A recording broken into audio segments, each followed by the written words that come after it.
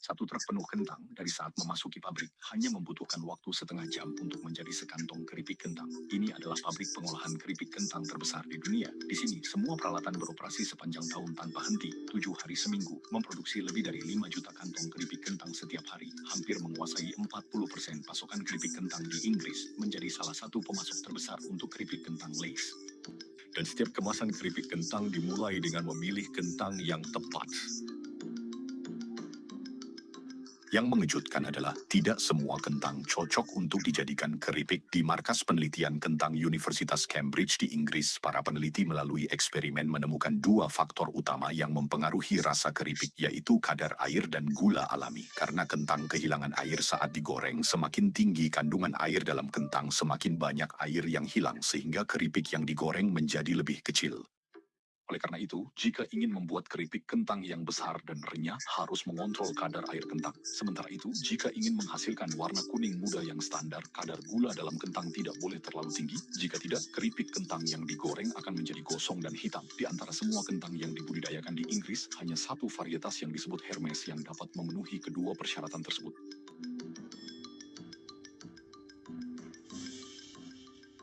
Meskipun setiap tahun nilai produksinya melebihi 300 juta, namun itu tidak akan pernah muncul di supermarket, melainkan semuanya disimpan di ruang penyimpanan khusus di pertanian dengan pengendalian suhu dan kelembapan yang ketat untuk mencegah kentang bertunas dan membusuk.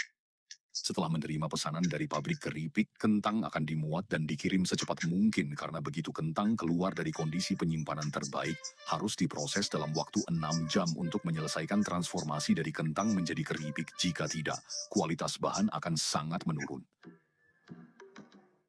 Setelah 3 jam pengangkutan, 20 ton kentang tiba di pabrik Leicester. Saat ini, waktu emas untuk memproses kentang hanya tersisa setengah. Selanjutnya adalah perlombaan penuh antara mesin dan waktu. Sebelum memulai semua pekerjaan, pengambilan sampel adalah langkah pertama yang sangat penting.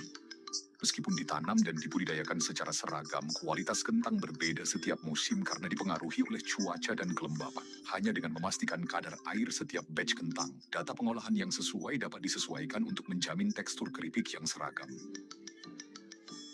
Meskipun kentang tampak sangat keras, namun sangat mudah mengalami kerusakan internal akibat benturan, terutama ketika jumlahnya mencapai puluhan ton. Proses membongkar kentang menjadi sangat sulit. Untuk mengurangi kerugian sekaligus meningkatkan efisiensi, metode pemotongan menjadi cara yang paling ideal. Karena tujuan utama aliran air hanya untuk membongkar muatan, maka meskipun menggunakan air kotor secara berulang tidak menjadi masalah.